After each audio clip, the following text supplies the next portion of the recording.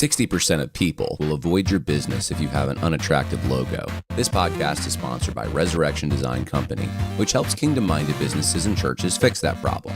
Right now, they're running a special for the listeners of this podcast, a free website design for the first 2 people who sign up for a brand identity package. This offer expires the last day of this month, so get out your phone now and visit resurrectiondesign.co/matter to claim your free website design. The link is in the description.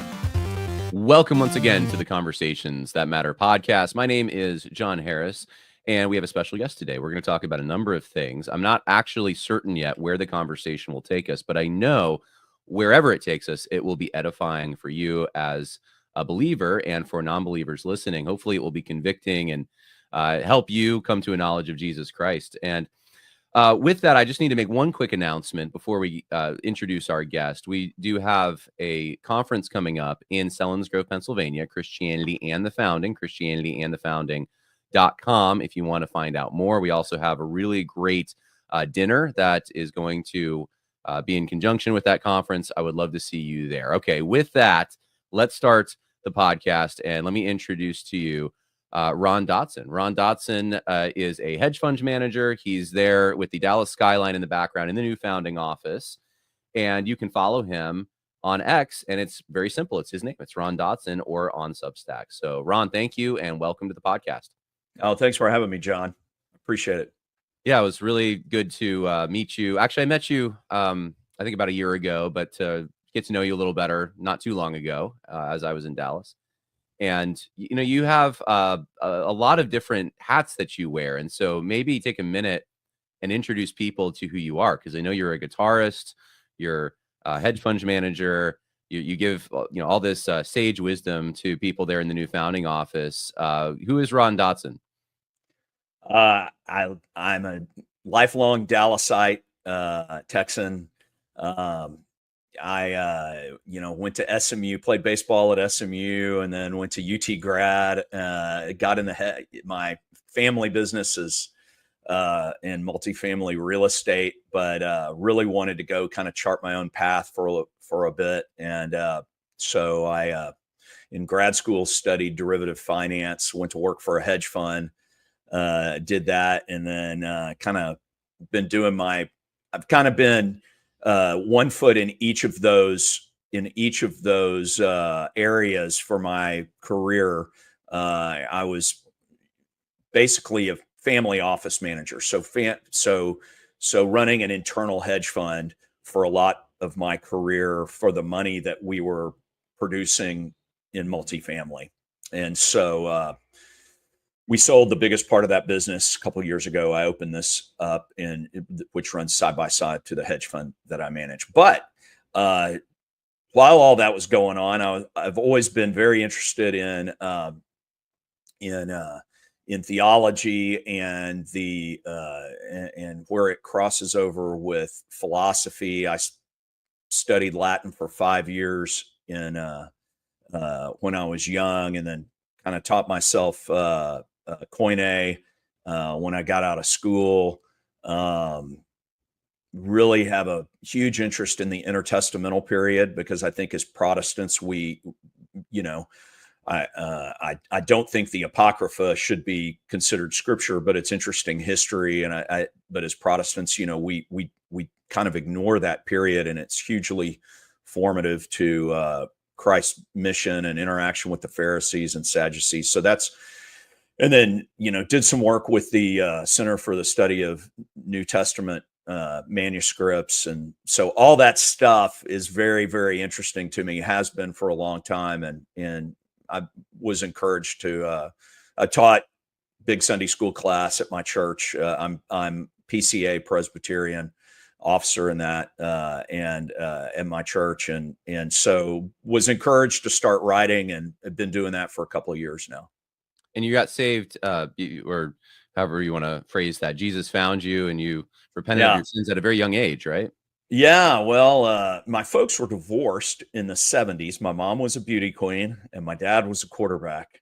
And they got married at 19. And so I had single parents in the 70s, and all that implies. But my grandfather on my dad's side was very devout, and spent a lot of time with him. He was born in 1903. So he was fireman for Bell Helicopter. He was the fireman on the flight line. This was during Vietnam. And so he would wear the foil suit and go out on the flight line while they were testing the Hueys and the Cobras before crating them up to send them to Southeast Asia.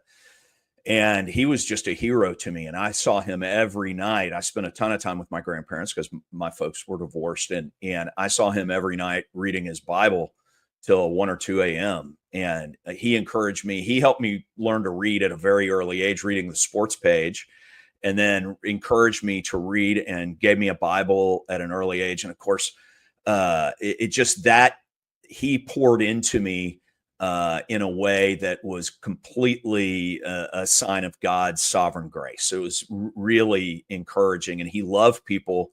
His favorite thing was once he retired, he'd grab his wife, my grandmother, and me, and we'd go to the local mall and walk around, and he'd just talk to anybody who would listen about Jesus. And not not in a manipulative way either. Just in a I'm so happy to be saved by the sovereign King kind of thing. And he's Southern Baptist, so I was baptized Southern Baptist, and have a lot of still have a lot of love for my Southern Baptist brothers and sisters.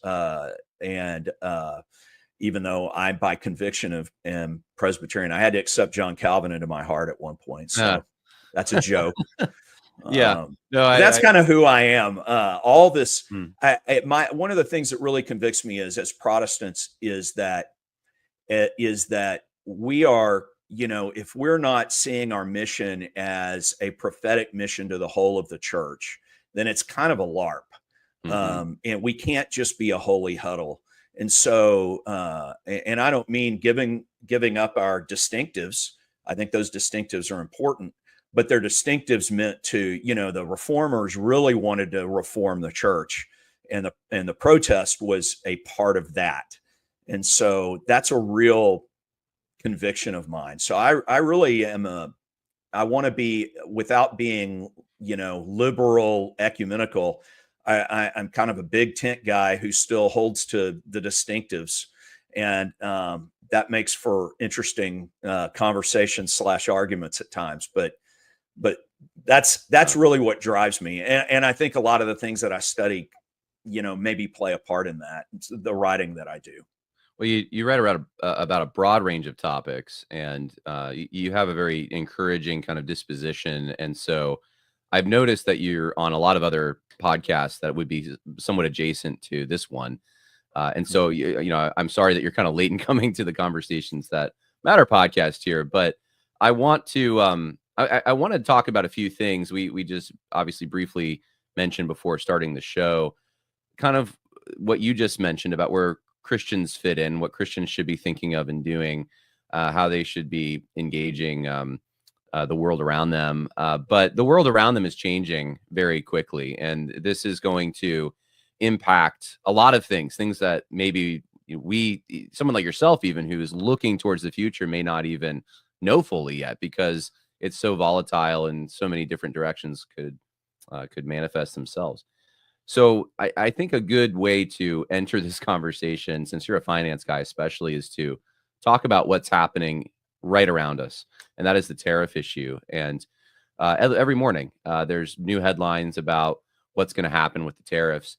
One of the things I've noticed is a lot of guys on the Christian right, and maybe this is a good thing, who don't know a lot about economics, but they are in on the MAGA agenda, will frame it this way. They'll say the market economy was fake, and the money, it just wasn't real. We were living in a deception, and Trump is righting the ship. He's actually pulling the curtain back, revealing what our economy actually is like. And he's it may affect people who have 401ks and that kind of thing, but that's a good thing. It needed to happen.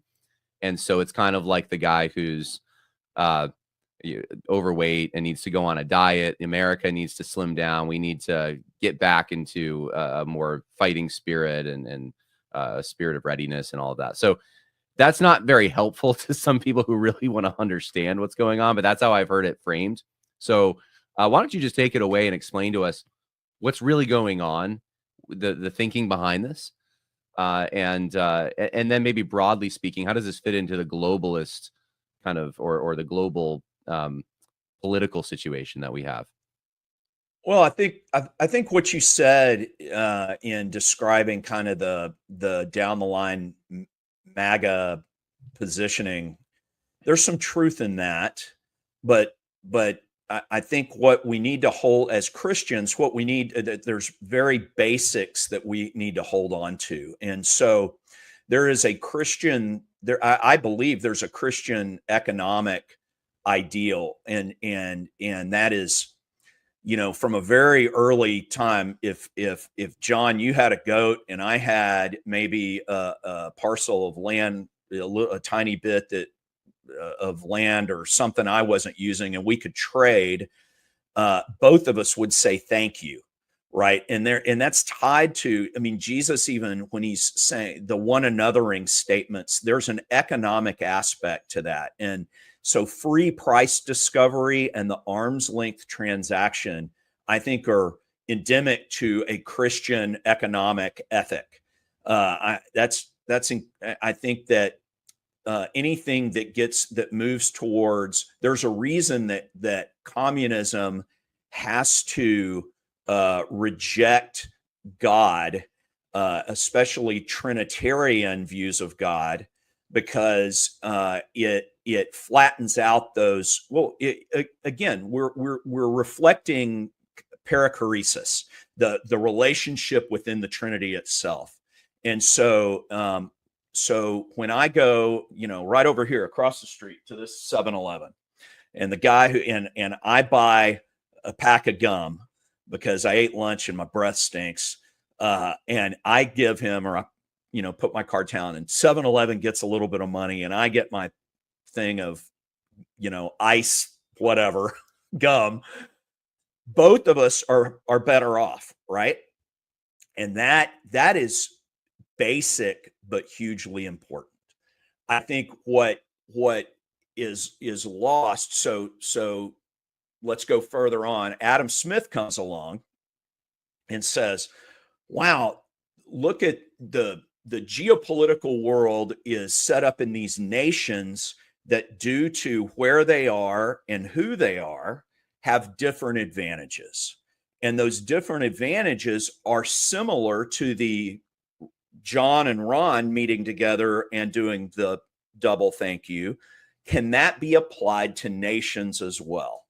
And the answer is yes. But what we forget is that Adam Smith assumed Christendom. He assumed an equanimity of presuppositions. In other words, that when Ron and John get together, we both have basic ideas of, equal scales, and we're not trying to cheat each other, and we worship the same God and the value structure that implies. So a global, if we want to take Adam Smith to a global system, what that says is all those equal scales, all those sameness of presuppositions has to be erased. That's not important anymore. What's important is what's truly important, and we can get, I don't want to get too super ridiculous sophisticated, but is the instantaneous liquid flow of capital across borders. That's what ends up being most important. And when you do that, then what you're really saying is those dollars or whatever the currency is, the dollar just happens to be the reserve currency of the world, and it still is. It may have been weakened a little bit. We can talk about that because that's driving some of this as well. Those currencies end up having more importance than the citizens themselves. And so that's part of what this MAGA, the guys who are pushing kind of the MAGA view on all this, that's what they're sensing, even if maybe they're not explaining it very well. It has to do with, I just wrote about this, what's called Dutch disease. And Dutch disease is, well, I think we need to come up with a new name, but it's the in Holland found in their territorial waters, I think late 60s, early 70s, a huge deposits of natural gas. And traditionally Holland is just a big farming, traditionally farming, a little bit of shipbuilding, but mostly it's just and a very diverse economy.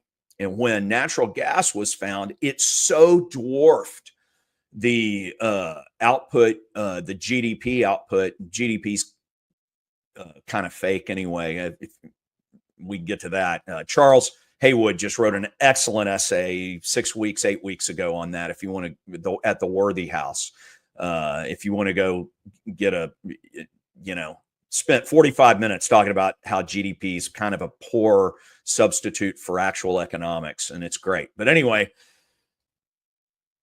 natural gas in Holland dominated the economy, and it hollowed out all these other industries. And what I mean is all the human capital, all the smart people ended up going into this natural gas industry. And then when the natural gas kind of dried up, Holland was a shell of itself. And so that thing is called Dutch disease. In the United States, especially so you had a kind of a 3-stage way in which the United States has its own Dutch disease. Number one is, or maybe 4 stages, but you had the first stage was FDR for his own reasons. It was really to finance the 3-letter expansion and the social safety net, social engineering project of FDR. He was the guy, everybody blames it on Nixon, but it was FDR took us off the gold standard. Said the Federal Reserve is going to have basically carte blanche with the dollar, with the Federal Reserve note, which is what our dollars are. They're like a check written on, they're a bank note, and the bank is the Federal Reserve. The second deal was after World War II, and you had the Marshall Plan, which is where we basically financed the rebuilding of Europe. And we did this this is how the dollar really started to become the world's reserve currency. And then the third stage is because of that Marshall Plan, and you had Bretton Woods, which was this way where all the other currencies were kind of pegged to this to a channel of value that was centered on the dollar. But we had exported so many dollars, there was no way we could keep this artificial peg to gold anymore. And so Nixon really, his hands were tied. He said, we can't do this gold peg anymore. And then you had China enter the world. You have the creation of the World Trade Organization and China entering into it, to where everybody just said, hey, you know what? We'll let China build everything. So in that 4-stage process, the dollar became our natural gas for Holland, where it dominated the entirety of the economy, to where not all the smart people, but smart people ended up wanting to be hedge fund managers. And instead of going into, in the 1960s, if you were really smart and had that kind of mind, you were going to work either for NASA or one of the, we were going to the moon, and we were going to, you went to work for NASA or IBM or one of the or Rocketdyne. Rocketdyne was the old, they built the F1 engines for the bottom stage of the Saturn V. Or you were going to work for one of these, JPL or some type of industrial thing. And that eventually changed over time to where now, if you're smart, you're trying to figure out how can I write program in Python in order to extract value using the dollar as this cudgel to the rest of the world. And it's hollowed us out. Why do we want to make anything? We're finance bros, and so it's a real problem. And then there's all kinds of issues that flow from that. And so what accelerated this issue is you had and the ruling class is really changed from a classical, in the United States, better or worse, was never a traditionally rightist kind of place. You had traditional rightists. Washington was kind of a man of the right. He was part of the old royal line in England, and you see some of this. A more perfect union is a call to, can we do England better, kind of thing? Can we do a UK but that is better? But once you had the Second Republic, which is what the modern, we had the Articles of Confederation. Once you get to the Constitution and you have these co-equal branches and a Madison really pushing against any type of establishment. And Madison writes in his letters, look, I want to weaken the church as a whole so that it's not a political force. And that's hard for us as conservative, as dissident right Christians. That's hard for us to hear, but that's just part of it. So these liberal assumptions were baked in. So we've got to just be cognizant of that. But it changed from classically liberal to this neoliberal idea. And the neoliberal idea is really that is multicultural. Citizenship really doesn't matter. That GDP, modern economics really says that, John, you and me, we're not individual reflections of the image of God. We're fungible economic units.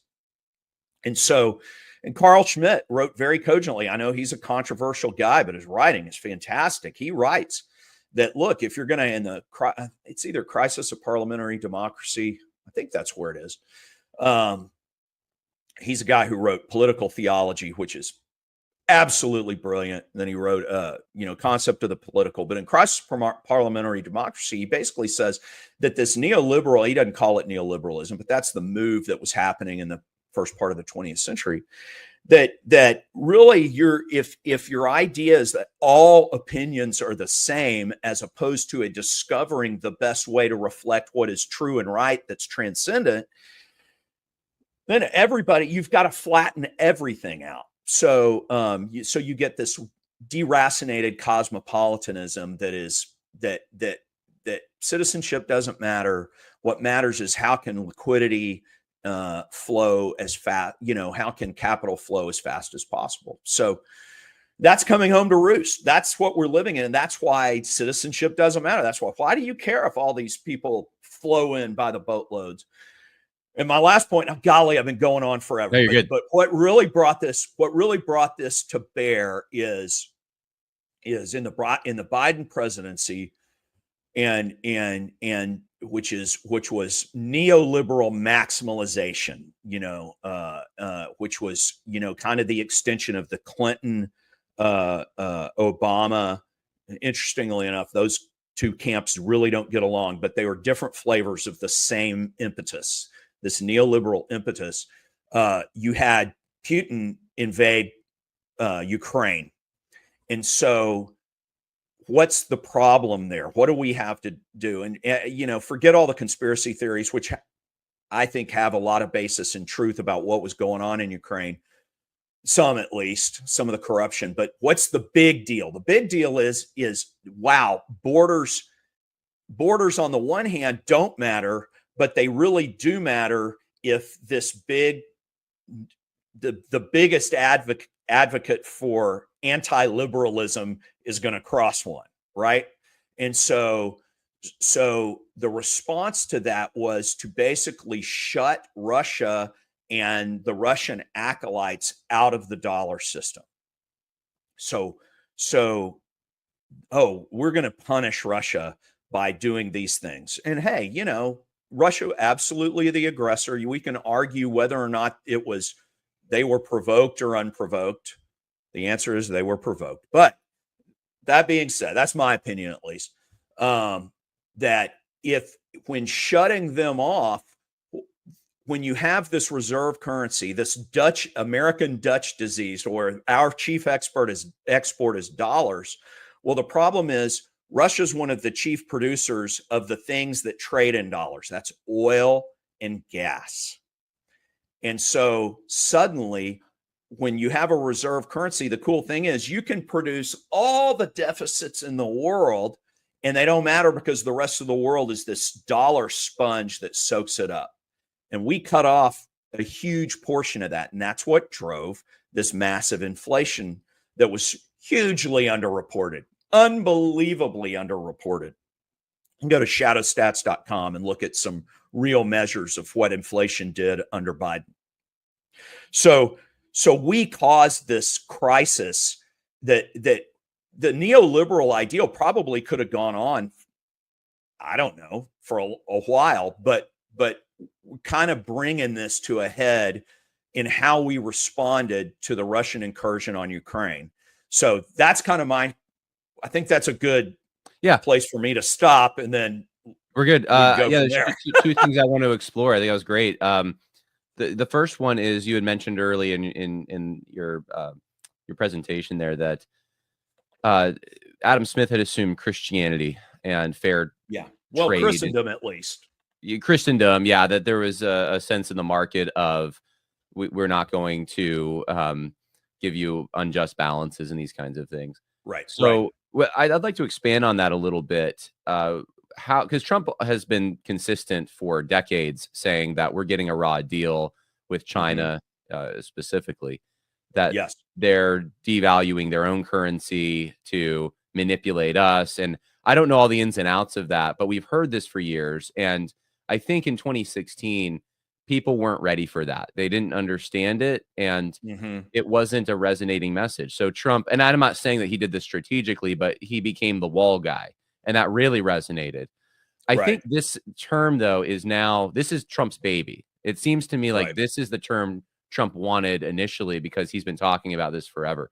So explain to us maybe what you meant by Adam Smith assumed Christendom. We don't have Christendom, and these countries that don't have Christendom are somehow being unfair, and because it's free trade versus fair trade, right? That's the distinction we're always seeing. What is that?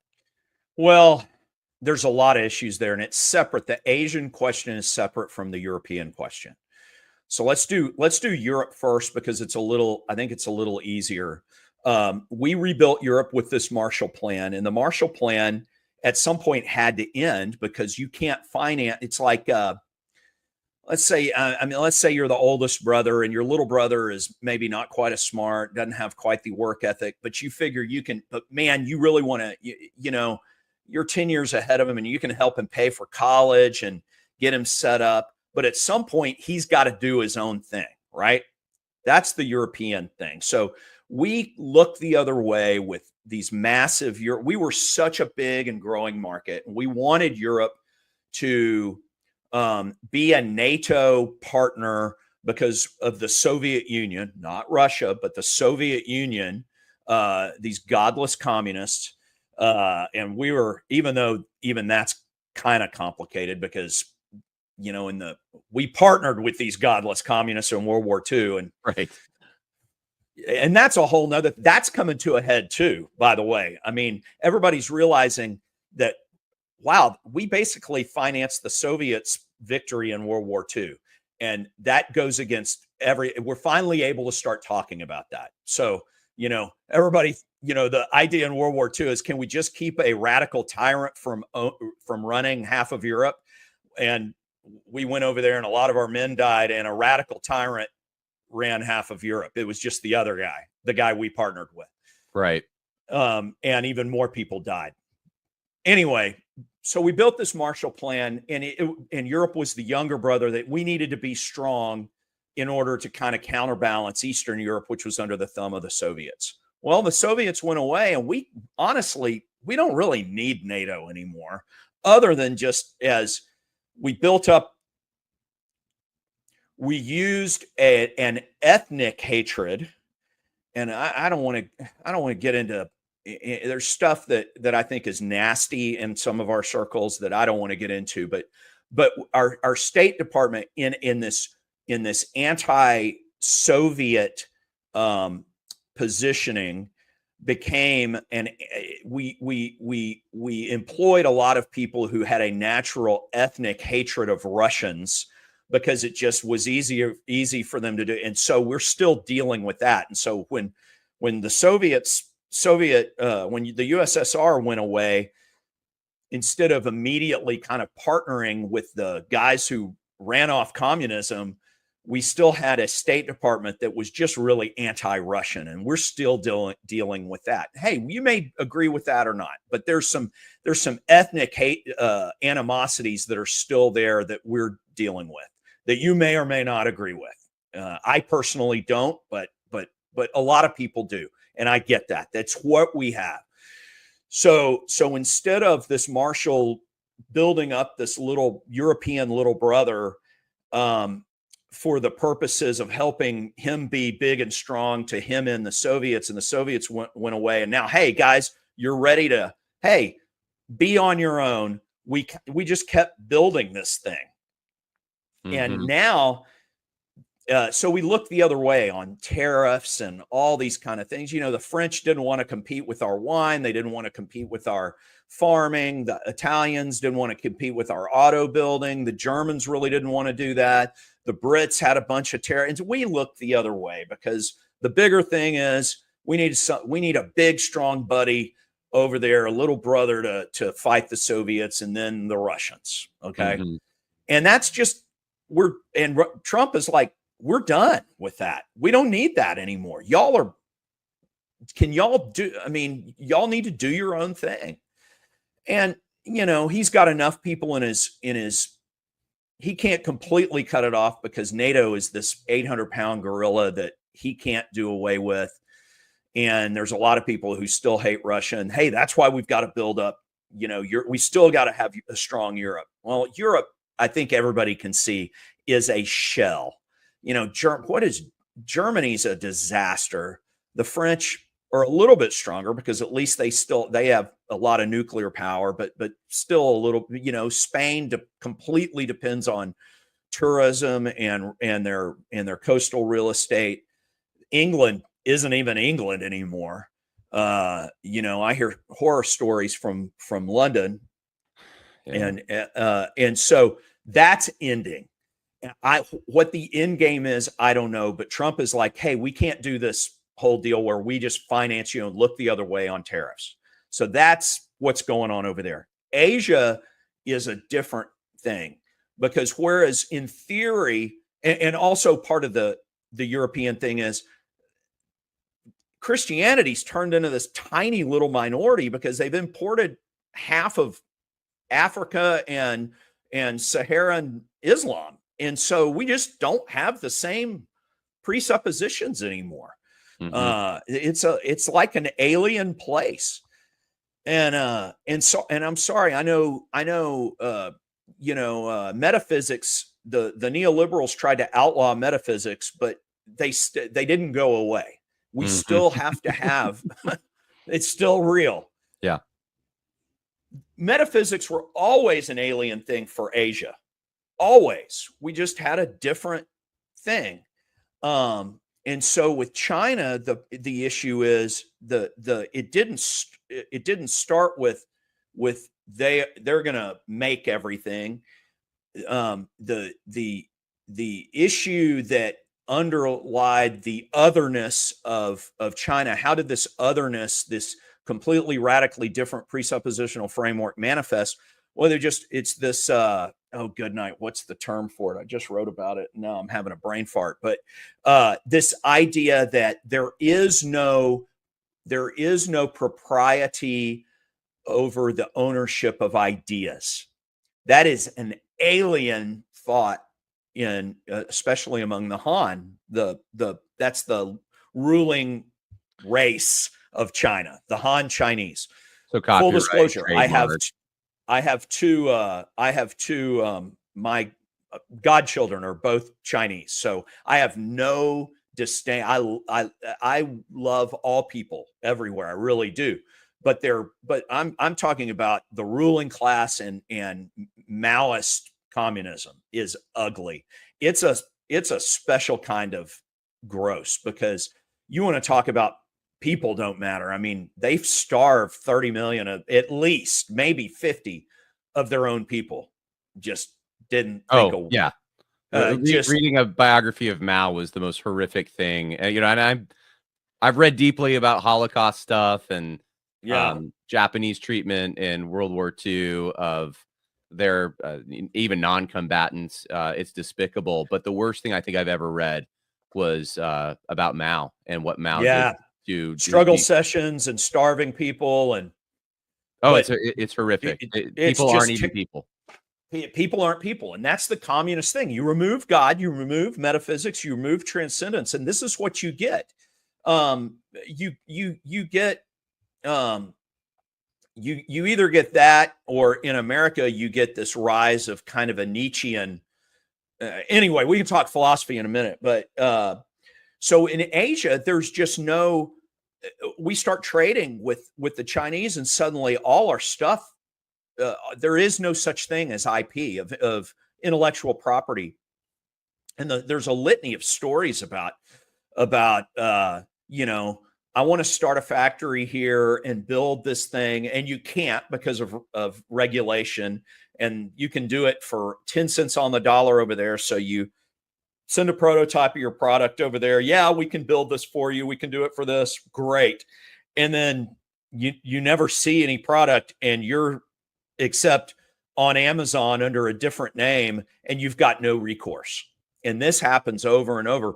That's the small level. The higher level is, stealth technology, atomic technology. Pretty good evidence that the Clintons wanted that.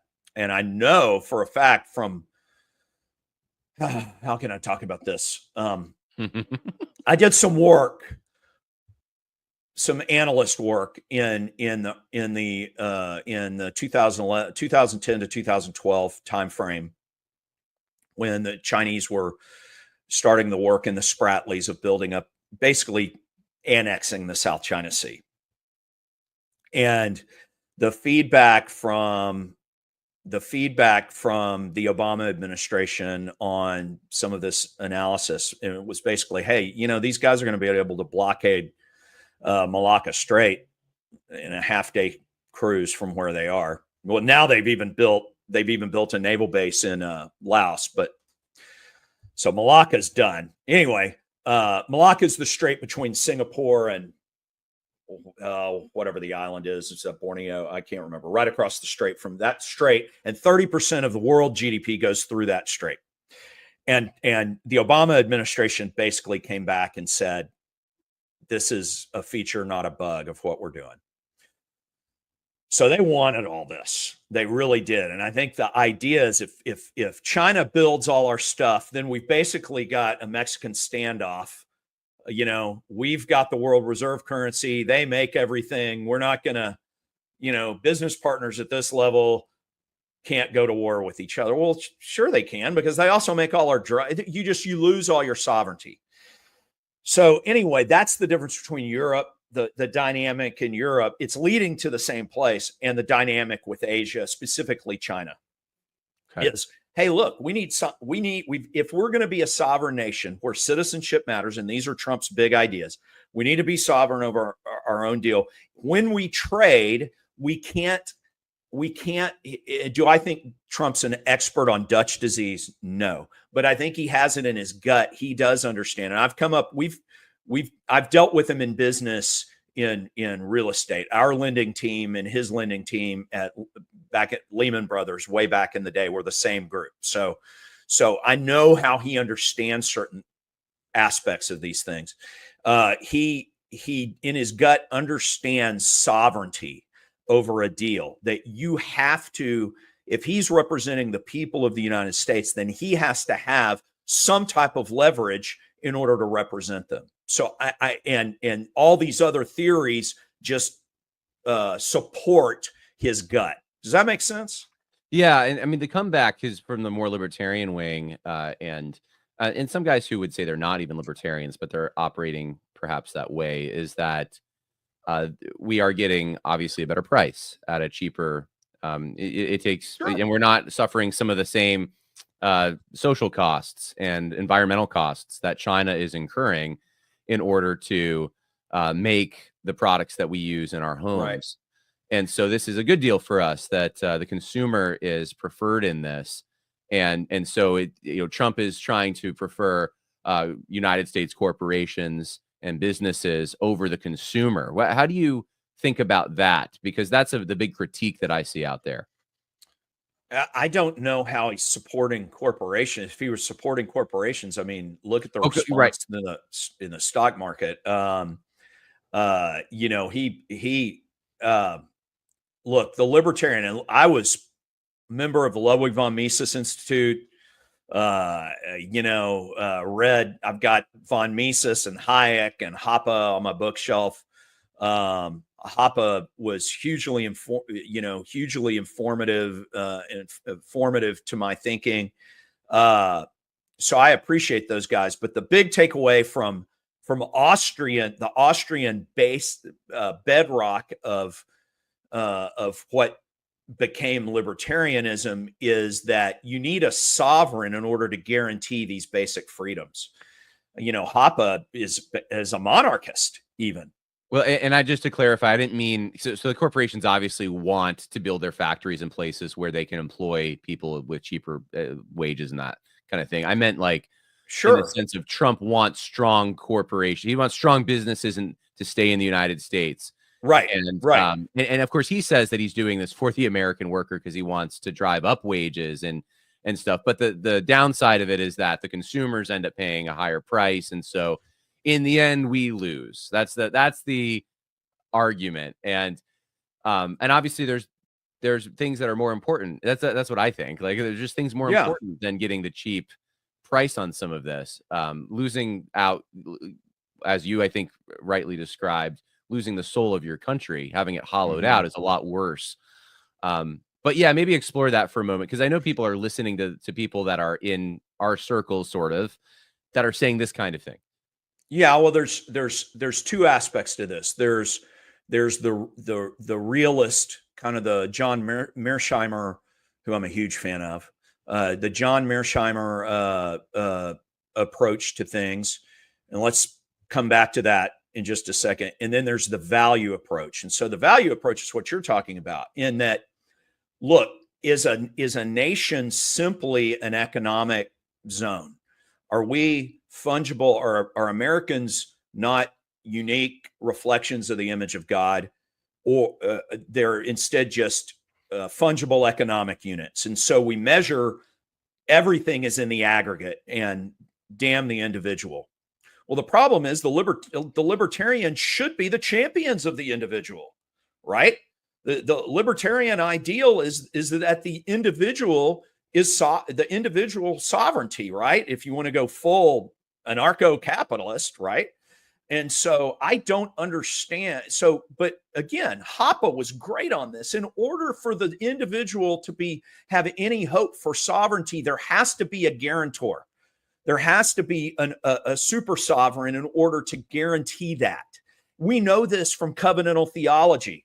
If you're not dispensationalist, if you're kind of an old school, Presbyterian or Reformed Baptist or whatever, you understand that every covenant has a guarantor. Otherwise, a covenant can't be self-enforcing, not in the grand sense, because who's going to keep me from just walking away, right?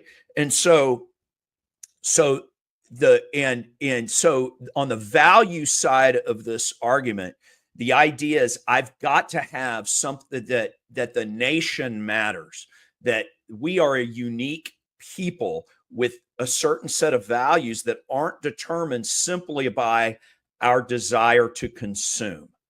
That we are a people who have a certain, it's the founding documents said that these values are coalesce in the right to life, liberty, and the pursuit of happiness.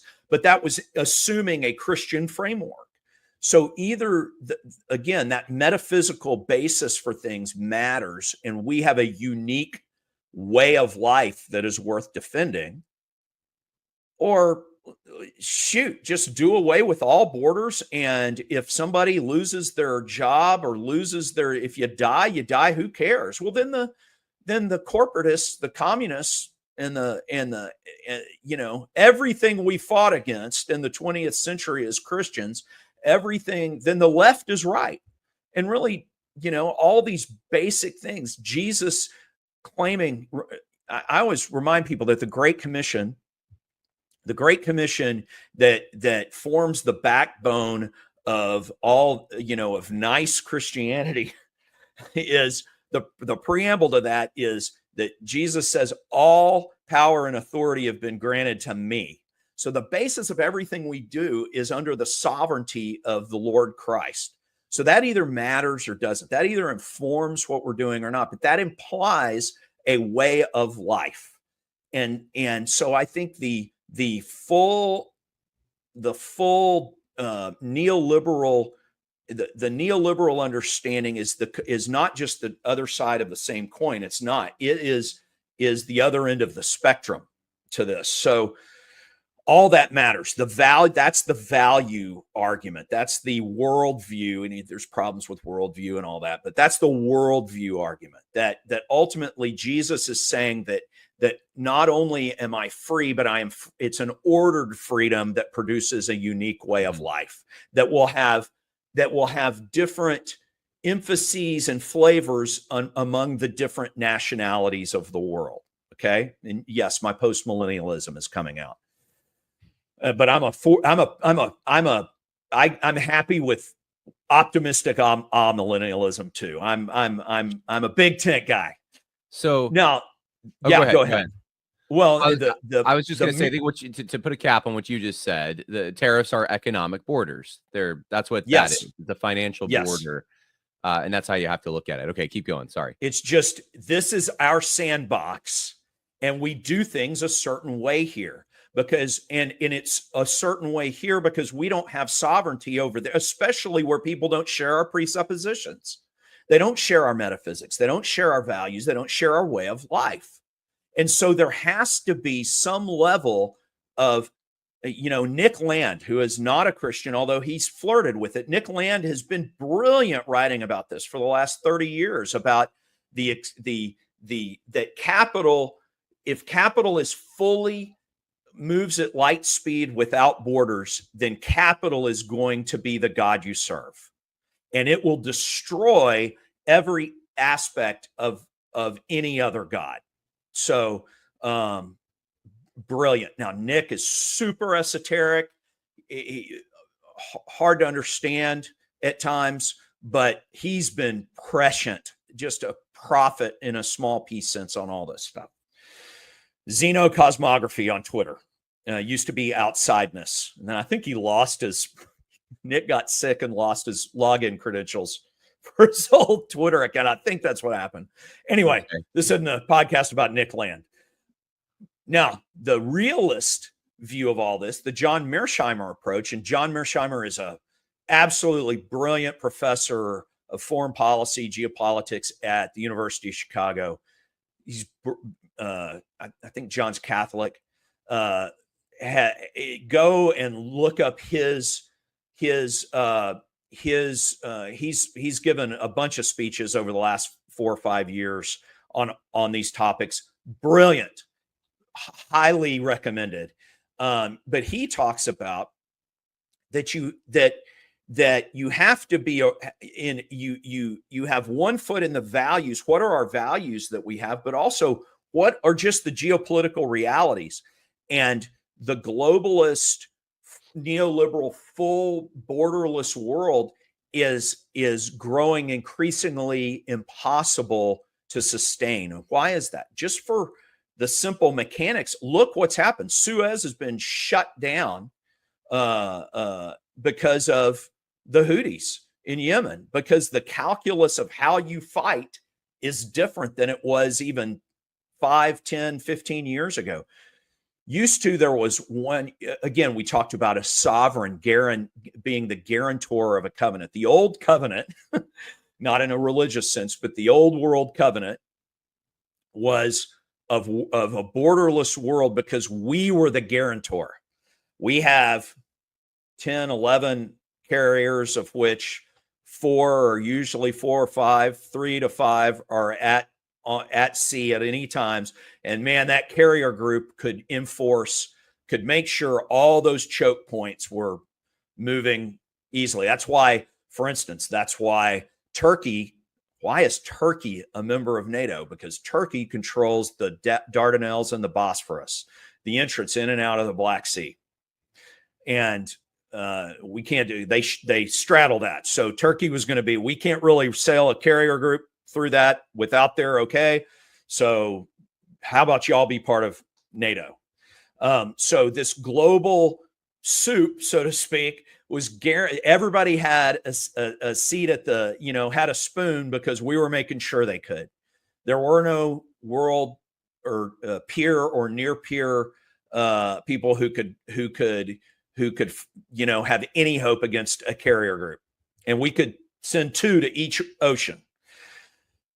Now, I'm sorry, with hypersonics, with drones, with everyone having access to SpySats, heck, even guys like me, if I want to spend the money, I have access to SpySats.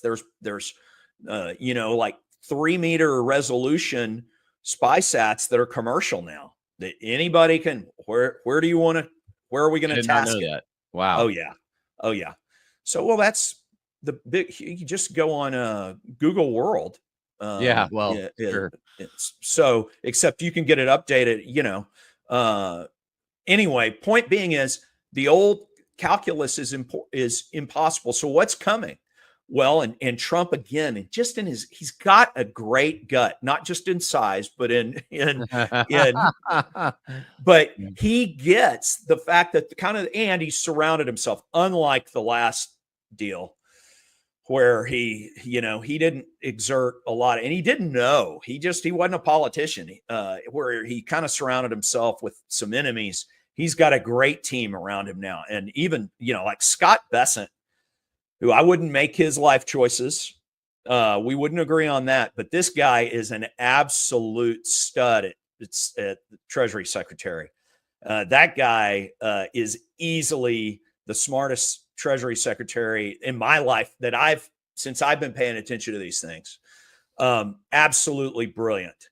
Again, not one of us from a lifestyle point of view. Kind of hurts my presuppositionalism a little bit. And I'm kind of halfway classical and halfway kind of half John Frame, half Gerstner. By the way, your talk on presuppositionalism a couple of months ago was outstanding. Everybody, if you haven't listened to John, and who are you talking to? Tyler on that deal? That was Chris Bolt, I think. Chris Bolt. Absolutely. It was Chris, not Tyler Cox. Chris Bolt.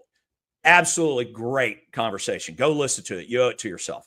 Anyway, but to put a bow on this Mersheim, this realism deal, that's why you see this return to kind of a Monroe doctrine, that why we put so much emphasis on the Panama Canal, because that is the one choke point we can control. There, we have, as a United States, we're blessed. We have the Atlantic Ocean on one side, an unchallenged coastline, the Pacific Ocean on another coastline. We have incompetence to the north and a narco failed state to the south. 0 challengers. And so we have 3 choke points that we have to worry about. 2 are pretty easy, and that's the north and southern side of Cuba between Florida, the Keys, and the Yucatan to the south, and then the Panama Canal. And so we are going to be, by the way, today as we tape, I don't know when this will air, but as we are listen to me, I'm old. Tomorrow. As we are streaming this, he is hosting Bukele today. So hugely important. Trump is at the White House. The kind of a Monroe doctrine to where this hemisphere, North and South America, are ours. And this is making the Canadians very frustrated. And we should have some kind of kid gloves towards Canada. But I can understand some of Trump's, brusqueness towards them, because they just got rid of maybe the worst prime minister in this. Well, you had a bunch in South America, but it's probably the worst that Canada's ever had. His dad was pretty bad too, but man, Trudeau's terrible. Yeah. But Yeah. Yeah. So, I mean, anyway, Greenland's part of this too.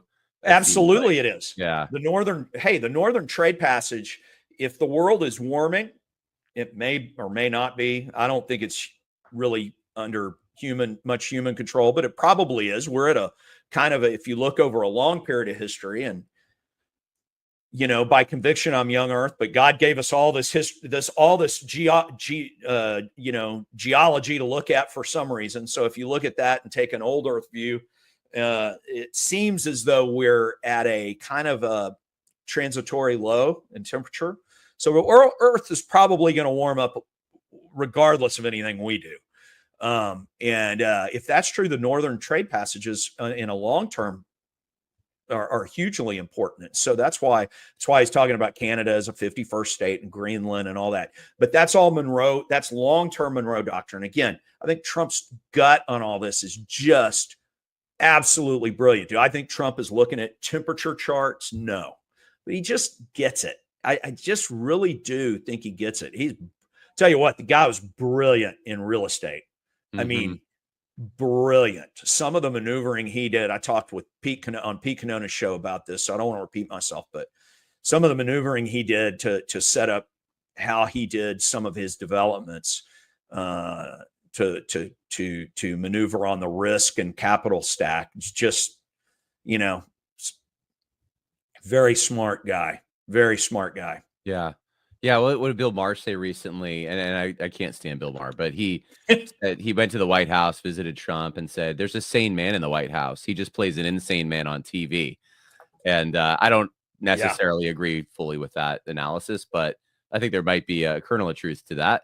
That he says things that he knows he can read a crowd and know what reaction he wants, and he gets it. So. Well, and he's absolutely not a neoliberal. Everybody says, well, he's basically, Clinton. Yeah, maybe, but his gut is more of a kind of old rightist. I mean, people say he's a bit of a mercantilist. I don't think that's actually the case. Yeah, but he would definitely skew more towards that than. I think he's where most Americans are, actually, in some ways. Yeah. Like we still have, I think, a very kind of old right instincts and soul about us in this country, most places I go. But we feel we have to justify them with ideology, and we can't really just come out and say that we want what we want. We have to figure out other reasons, and it leads us back down weird paths. And one of the things I was thinking about when you were talking, because I've been hammering the ideology thing quite a bit, especially as I see kind of this ascendant Christian right, and it can go in many different directions because it's pretty young. A lot of the people who are leading this are very young, and there's a lot of different ideas. There's a lot of people who would, I think, want to co-opt a group like that too. And I keep trying to warn people, just be really careful of ideology. Be careful of boiling everything down to one universal basic principle that determines everything. Not every single motive that affects someone or every single action that exists in the world is because of Jewish people or because of it's the patriarchy or because of fill in the blank with whatever feminism. Whatever you want to say. I think one of the things that you've highlighted here is there's a lot of complicating things. There's a lot of history that's happened all over the world that has affected a lot of different things. And you can't really understand what Trump's trying to do unless you understand at least some of that. And right.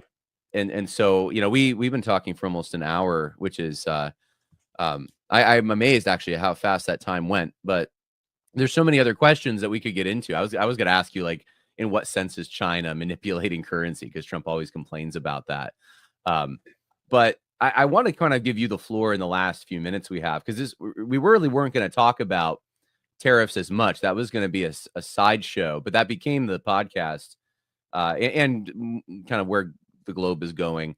You kind of wanted to talk about Christianity and I wasn't exactly sure where you wanted to go with this, but I think specifically you said something about applying scripture and people who say you can't apply scripture or shouldn't apply scripture. So you can explore that with the last minutes that we have. How take it whatever direction you want to take it. Well, just real quick, reflecting on what you just said about ideology, because I think it ties in. Ideology makes the same mistake that modern economics does. It makes the same critical error in that it flattens everybody out. It assumes that every human being, I can model humanity perfectly, and that and it's just a look. Our minds are limited, and so we're always looking for these heuristics that make the world comprehensible to us. And there's a certain extent to where the world reflects the infinitude of God. You can't, I make a living trying to model the financial markets, and that's just one tiny little bit. And there's always, this unexplained degree of freedom or factor that's out there that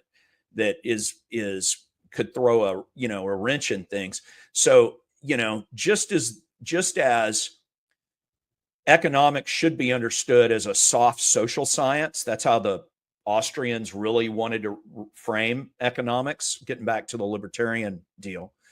And as it's become a hard science and made this and therefore deracinated and de-individualized humanity to the point of everything, so does ideology. Ideology makes that same exact category error, in my opinion. Yeah. It doesn't mean you can't have interesting ways to describe things that are in the aggregate, But what I was, just really convicted about just recently is that the online right, we need to remember that we serve. If all of this isn't about serving Christ, coming from the Christian perspective, if this isn't about understanding the mind of God and thinking His thoughts after Him in a more clear way, then what are we doing? I sometimes think that in some of these arguments and discussions I see among so-called Christians, it's like Jesus is an afterthought. And I know that Jesus juking is always, I don't want to sound like a second grade Sunday school teacher, but really, I mean, this is all really, it is about being faithful to our gracious King, to our Heavenly Father, and being sensitive in a sense to the Holy Spirit, who is there to convict us of these things. And so for me, I've just tried to, for instance, on Twitter, instead of just being a smart aleck S poster at times, which is, hey, that's a, there's a reason everybody hated the prophets, right? I'm not saying I'm a prophet, but if you've got something to say, it's sometimes there's a serrated edge. I know Doug Wilson once wrote a book called The Serrated Edge, and there is a right application of a little bit of vitriolic humor. I'm not suggesting that's not the case, but our chief, I've noticed that, man, people are responding. I'll just do 2 or 3 threads a week of nothing super long, but 7 to 10 posts of just explaining how as Christians, what's my perception of how we should think about these things. You don't have to agree with me. I'm just a guy, right? But if we can, how can we be God oriented in these questions? How does the Lord feel about borders, or about finance, or about, I'm writing about Holy Week this week, about I hear a lot of people wanting to do the whole, especially my Bible church friends, doing the Passover Seder thing. So I wrote about that. Just how do we think about that? Is that the right way to approach these things? Or do we have something that's uniquely Christian, a new covenant way of thinking about these things? And the response has been great. And I think, again, the point isn't, when you're doing this, isn't to get people to necessarily agree with you. It's to get people to be Jesus oriented. to Mm-hmm. agree That's with such a good word. God. And if you're just trying to build your own kingdom, sometimes I think that you're going to, and yeah, hey, building your own kingdom is profitable. That's a profitable enterprise, but it's not what we're put here to do. That's right. We really are put here to build Jesus' kingdom, to see what are the gifts he has given each of us as unique individuals, as unique reflections of his glory, that we might build each other up to love and good deeds, working out our salvation every day with fear and trembling, having an answer for, every question, but with reverence and fear. And so those are the things that we need to always remember. And I think ideology, putting a bow on it, crowds that out at times. Yeah, that's a good word. Something I've been thinking about quite a bit too, and convicted sometimes when I get away from that and I'm in theory land and can't. Yeah, I need to be able to relate it back to the reason I'm even here on Earth. Yeah, And and I mean, theory stuff is great. Here's right here on my desk. I oh, got, absolutely. Yep. and Yep. this guy was writing about justice, and his word for justice, same word Paul uses in Paul is the apostle of righteousness. He's always talking about the righteousness of God or from God. Dikaiosune, it's the same word. Isn't that interesting? Yeah. That's really been blowing my mind lately. I quoted in a sermon yesterday. I was preaching at a church, Paul Tyson's book, Christian Platonism, and he goes through a number of these passages and talks about how Paul assumes some of these Platonic categories. And if you don't see that, then it's hard to understand what Paul's talking about. But 2 Corinthians 4, towards the end, and then into chapter 5, temporal world, spiritual world. He talks about these tents that we live in. He's talking about our physical bodies, but that we're going to inhabit this this heavenly dwelling, and we're on our way there. And that's kind of the point, is all of us are on our way there. And what we do in this earth has an impact on even what will take place in the future. That should motivate all our actions. It should give us satisfaction, but it also should orient our lives to heavenly categories and higher ends. So, amen. With that, but just because Plato didn't have all the language to understand it completely, just because he saw in a mirror dimly, and just because the Neoplatonic Gnostics took it in a weird direction, doesn't mean we don't have, God didn't raise up Gentile prophets at times, small p. They didn't have the direct word of God and inspiration, but they were really wrestling with these things. Sorry, I had to silence something. You're good. And so that's hugely important. I write at American Reformer pretty often, and I wrote a thing about the Socratics being, the idea that possibly they were a type of Gentile prophet. It's not as though when the Abrahamic and Mosaic covenants came along, and the restoration covenants, that God just forgot about the Gentiles everywhere on earth. God was still working through them. I mean, look at the wise men were probably Zoroastrian, maybe descendants of Jonah's converts. And God was still working in the Noahic covenant. It's interesting because we could talk about this. It would be probably fun, but Acts 15 is kind of a recapitulation of the Noahic covenant, the Jerusalem Council.